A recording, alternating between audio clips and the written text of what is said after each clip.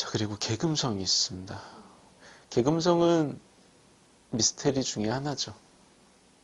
실제 이 사람들의 행동이랑 이 사람들의 평소 포지션이랑 이 사람들의 말이 좀 많이 달라.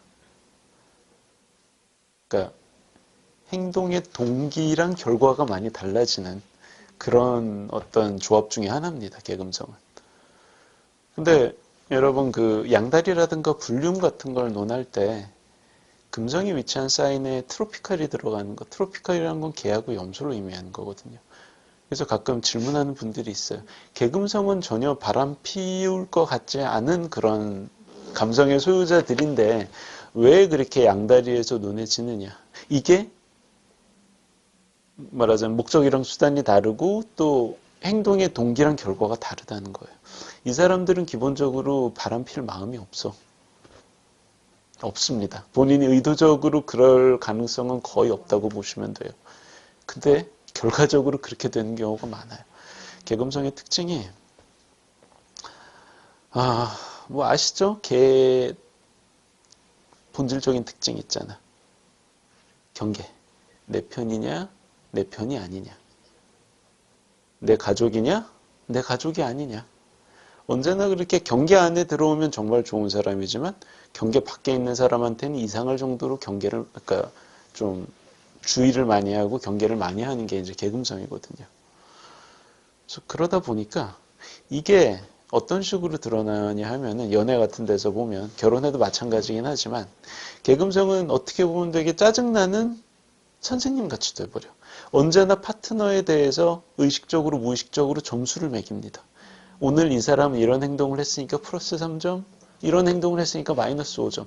이게 외견상으로 나 오늘 뭐 마음에 안 들어 이런 식으로 드러나지 않더라도 조금만 있다 보면 알게 돼요. 이 사람은 나를 계속 평가하고 있구나.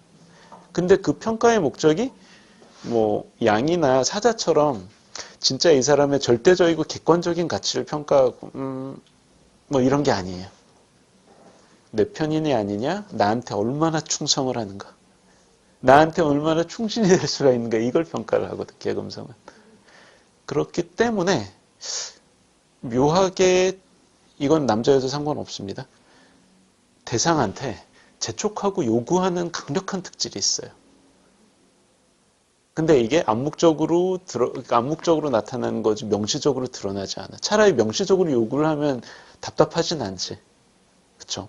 근데 계속 점수 매겨가지고 평가하는 오늘의 이 행동은 나에 대한 충성심 플러스 5. 이건 나에 대한 충성심의 마이너스 3. 마음에 안 들어. 이게 되게 체화돼 있어요. 이거 그리고 본인이 거기에 대해서 인지를 못하는 경우가 되게 많거든요. 내가 그러고 있다는 걸. 사람들한테, 나의 상대방, 나의 파트너한테 내가 이런 식으로 약간 좀 부담을 주는 거죠. 압박을 가하면서 약간 피말린 압박을 가해서 나한테 잘해. 뭐 이런 식으로 느낌을 주는 거죠. 근데 그게 명시적인 요구는 또 아니야. 짜증나죠, 좀. 근데 또 이런 거 좋아하는 사람들도 있어요. 뭐 집신도 제 짝이 있다고, 그쵸? 근데 이게 완전히 연애 성립하기 전부터도 그래요. 말하자면, 계금성의 소유자들은 언제나 살아가면서 명시적으로 이런 표현은 안 하지만, 이 사람이 나의 장래의 배우자가 됐을 때 어떨까라고 계속 이제 계산을 하는 거예요. 계산이라는 표현은 어울리지 않는다. 계산을 한다는 건 뭔가 수성적이니까 계산을 한다기보단 재는 거죠. 얘는 적합해. 얘는 부적합해. 얘의 적합도의 정도는 이 정도. 근데 그게요, 아무리 감춰봤자 개 자체가 활동궁이고 수상궁이기 때문에 강력한 에너지로 막 밖으로 퍼집니다. 그 아우라가. 그래서 이 사람하고 6개월, 1년 이상 있다 보면 이 사람이 정말 사람을 재고 있다는 걸, 무의식적으로 재고 있다는 걸 알 수가 있어요. 그러다 보니까 혹시 이 사람에 대해서 호감을 가진 사람은 그럼 어떻게 되겠어? 끊임없이 그 평가 기준에 들어가려고 애를 쓰겠죠. 근데 이런 식으로 경쟁을 시키는 게 아까 말했던 양다리나 불륜이나 삼자 개입에 그런 결과로 잘 돌아옵니다. 그러니까 애초에 계금성은 나는 한 번에 3명하고 사귀어야지 이런 의도를 가지진 않아요. 그러나 결국 2-3명이 경쟁을 하게 만들어서 사단을 나게 만드는 그런 결과로 이어진 경우를 꽤 많이 봅니다. 그냥 결과적인 문제예요. 사실 거기에 대해서 의도적으로 나는 한 명에 잘 만족을 못하니까 두세 명 이상 있는 게 좋아라고 명시적으로 얘기는 못해도 내가 인지를 하고 있는 건 어딜까? 처녀 물고기. 처녀 물고기는 약간 그런 경향이 있어요. 살아보니까 나하고는 모노감이 잘 안 어울리는 것 같아. 그래서 자신의 폴리아모리스러움을 조금씩 인지를 합니다. 근데 걔는 그렇지 않아요. 전혀. 그러니까 본인은 그런 마음이 전혀 없거든. 그러나 꼭 경쟁이 생기고 그 삼자 개입이 발생하게 되는 그런 결과로 이어진 경우를 주변에 인터뷰를 해보면 꽤 많이 볼 수가 있습니다. 염소금성하고는 좀 느낌이 다르죠. 염소금성은 어떻다고 그랬죠? 농사 지으면서 에너지가 많아. 되게 에너제틱한 농부기 때문에. 그러니까 말하자면 한 5개의 씨앗을 키우다가 원래 하나만 딱 자라야지 이게 우리가 아는 일처일부재 환경이잖아요. 근데 5개 중에서 3개나 자랐어. 어떡하지? 버릴 순 없고. 이게 염소금성의 스탠스라면 개금성은 아예 그런 인지가 없습니다. 내가 씨를 뿌렸다는 그런 인지가 없어요. 개금성은. 그냥 나는 나를 사랑해줄, 나한테 충성해줄 사람을 찾은 것 뿐이야. 난 잘못이 없어. 내가 뭘 잘못했다고. 이런 식으로 됩니다. 그러나 결과는 비슷하다는 거. 그래서 얘네 둘이 트로피컬 사인으로 묶이는 거예요. 트로피컬 사인 뭔지 아시죠? 지점. 하지하고 동지. 하여튼 그러합니다. 주변에 있는 개금성의 어떤 그런 평소의 발언이나 실제 이들한테 벌어지는 어떤 연애사나 그런 거를 한번 잘 지켜보세요. 그리고 그 다음이 어디죠? 사수토성. 사수토성 재밌어요. 자, 사수토성의 키워드는 뭘까?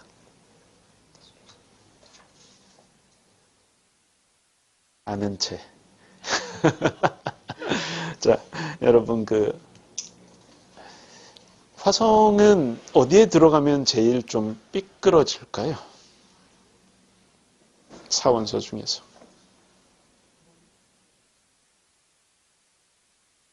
화성이 제일 삐뚤어지는 데는 통상국입니다.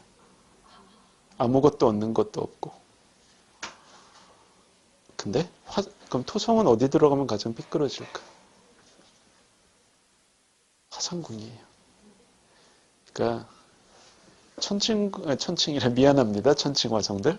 예, 풍산궁 화성이랑 화상궁의 토성들은 일종의 원조예요. 원제. 뭐 해결되지 않는 흠결이 있어요. 그건 인정하고 들어가야 돼. 임상 경험 많은 분들은 무슨 얘기하는지 잘 알 겁니다. 그래서 화상궁 토성은 도저히 극복할 수 없는 정신적 장애 같은 게 있거든요. 사자토성은 뭐랬죠? 비현실성과 오만함. 양토성은 뭐였죠? 난 지는 걸 못 참겠어. 지는 게 너무 괴로워요. 그래서 생기는 컴플렉스랑 열등감이 있었죠. 자, 근데 양토성이랑 사자토성은 어찌됐든 펄이랑 데트리먼트잖아. 이유가 있어. 납득이 돼. 점성술을 알면. 근데 사수토성은 아니잖아요. 뭔가 잃지 않잖아요. 에센셜 디그니티를. 심지어 그리고 여러분 뭐였지? 토성이 화성공의 파티시페이팅 트리플리스트 룰러잖아. 뭐 그런 점을 생각하면 페로그램도 잘 안 빠지는데 그런 점에서 양토성이나 사자토성에 비해서 좀 덜하기는 하지만 그래도 사수토성도 약간 좀 그런 게 있어. 근데 그게 어디에서 드러나냐면 우쭐해요. 아는 채. 나는 모든 것을 다 알고 있지. 너희들보다 공부를 되게 내가 많이 했을걸? 나는 아주 빨리 익히는 사람이야. 이런 약간 근거 없는 자부심이 있어요. 근데 실제로 이 사람들은 배우는 게 빠르고 지식욕이 아주 강합니다. 특히 그래서 토성 목성 분야의 지식 있죠. 뭐가 있겠어요? 오래 가는 것들. 역사, 건축, 정치, 경제. 약간 좀 스케일 큰 분야들 있잖아요. 그런 부분에 대해서 관심이 되게 많고요. 그래서 언제나 뭔가 상황을 이해할 때 통시적이 아니고 공시적으로 이해하려고 그래요. 아, 이거는 처음에 어떻게 시작해서 이런 식으로 변했으며 이런 역사를 가져가지고 그래서 지금 이런 결론이 나와 있는 건데 이런 식의 구성을 되게 좋아해요. 사주토성은. 그래서 그러니까 되게 뭔가 심오한 걸 좋아하고 단편적인 정보는 에이 뭐 이런 걸 가지고 뭐 이런 느낌이에요. 나는 제대로 알고 있대. 처음부터 끝까지 모두 다 남들보다 빨리 익히기도 하고 약간 그런 느낌이 되게 강해요, 사주토성은. 그러니까 이런 걸 되게 밖으로 잘 드러내진 않는다고는 해도 거꾸로 얘기해서 뭐가 되겠어요? 나보다 빨리 익히는 사람이 있으면 예. 나보다 도저히 대항할 수 없는 엄청난 지식을 갖고 있는 사람은 약간 그런 약간 양자리는 화성 사인이잖아요. 태양과 화성 사인이니까 진짜 경쟁 붙는 분야잖아. 근데 사수는 그게 아니잖아. 사수는 그래도 수성 목성의 지식 노동의 어떤 행성들이기 때문에 지식으로 승부하는 거지. 내가 너보다 많이 알지. 이런 느낌인데 거기에서 지는 걸 못 참아요. 그러니까 양토성처럼 정말 경쟁 붙어서 승패가 갈라지는 그런 분야가 아니고요. 사실 지식 노동의 분야에서는 수성 목성 분야에서는 그렇게까지 승부가 분명하게 나뉘는 곳이 없지 않습니까? 약간 그렇지 않나요? 그런데 사토성은 거기에 되게 민감해요. 석차에도 민감해. 학점이랑. 학점에서 대항할 수 없으면 내가 학점은 떨어지지만 너보다 많이 알지. 뭐 이런 식이에요. 그렇습니다. 아니, 뭐 나쁜 얘기를 하는 것 같지만 토성 자체가 흉성이라서 그래요. 그래서 화상궁의 토성으로서 어떤 그런 어떤 흠결이나 약점 같은 걸 지니고 있고요. 그거 이외에 뭐 장점도 많죠. 제가 아까 말씀드렸던 분야 있잖아요. 거기에 그 내추럴 어피니티가 있기 때문에 잘 익혀요. 그리고 또 지식력이 있어서 많이 알고 있는 친구들이거든. 옆에 두면 편해요. 그래서 뭔가를 물어봤을 때 이 사람들은 조금만 조사하면 빨리 이걸 캐치를 해요. 그 모든 시스템과 어떤 프레임에 대해서 빨리 캐치를 하는 사람들이기 때문에 왜냐하면 길게 보는 게 버릇이 돼 있어요. 이 사람들은. 전체를 숲을 보면서 개통적으로 이해. 개통적인 이해를 뭐라고 그러죠, 영어로? 있어요. 어쨌든 거기에 특별히 능한 사람들이야. 예, 개통적인 이해에 능하고요. 그래서 이게 뭐 천녀수성이나 그런 것처럼 논리적이냐? 논리적으로 흠결이 없는 그런 논리하고는 상관없어요. 실제 사실, 있었던 사실, 팩트에 대한 거를 개통적으로 이해하는데 되게 능한 사람들이 사수토성이고요. 잘 쓰면 좋지. 나차트에서 이네이즈 상태에 사수토성이 10하우스에서 뭐 목성을 보거나 태양 보고 있다. 완전 좋죠. 근데 그런 경우가 얼마나 있겠어요. 자, 그래서 제가 얘기했던 약간 그런 지식욕에서 비롯된 왜곡된 어떤 경쟁심 같은 거 있잖아요.